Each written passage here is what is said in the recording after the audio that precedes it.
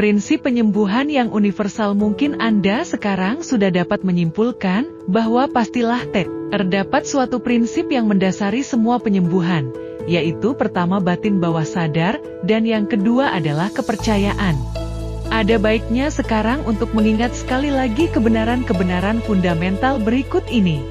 Pertama, Anda punya fungsi-fungsi mental yang dibeda-bedakan dengan nama batin sadar dan batin bawah sadar. Kedua, batin bawah sadar Anda selalu peka terhadap daya sugesti atau gagasan. Dan lagi batin bawah sadar Anda berkuasa sepenuhnya atas fungsi-fungsi, kondisi, dan perasaan-perasaan badan. Hampir semua gejala penyakit dapat dimasukkan pada orang terhipnotis dengan sugesti. Misalnya, seorang dalam kesadaran hipnotis bisa mendapat suhu tinggi, muka cerah, atau kedinginan sesuai dengan sifat sugesti yang diberikan. Bila seorang berkata ia alergi terhadap bunga mawar, Anda dapat menempatkan bunga plastik atau gelas kosong di bawah hidungnya, dan mengatakan bahwa yang Anda pegang adalah bunga mawar, maka ia dalam keadaan hipnotis, ia akan menunjukkan gejala alergi seperti biasanya. Ia menunjukkan bahwa sebab dari penyakit ada di dalam batin.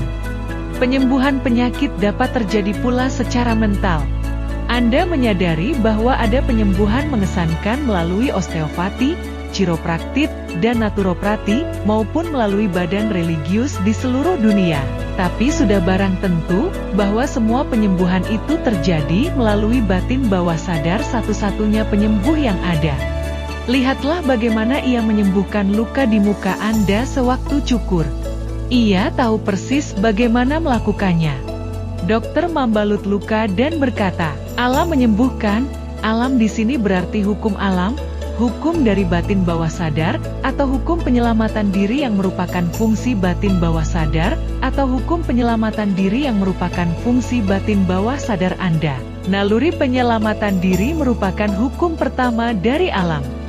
Naluri yang terkuat adalah otosugesti yang paling kuat.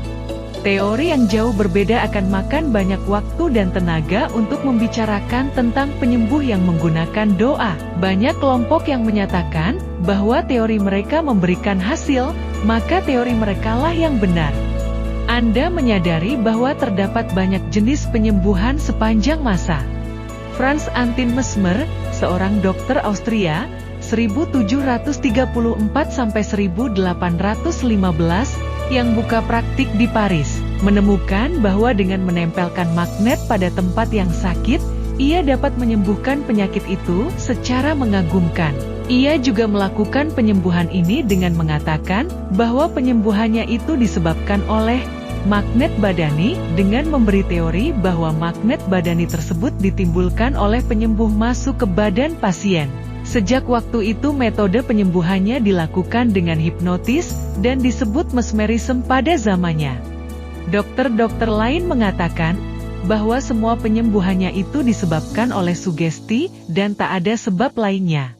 Semua kelompok ini, seperti psikiatri, psikolog, osteopat, chiropraktor, dokter, dan kelompok agama, semuanya menggunakan daya universal dalam batin bawah sadar.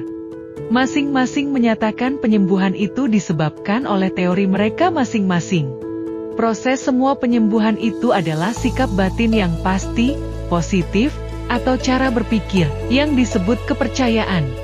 Kesembuhan itu disebabkan oleh keyakinan yang berlalu sebagai sugesti kuat kepada batin bawah sadar yang melepaskan potensi penyembuhannya.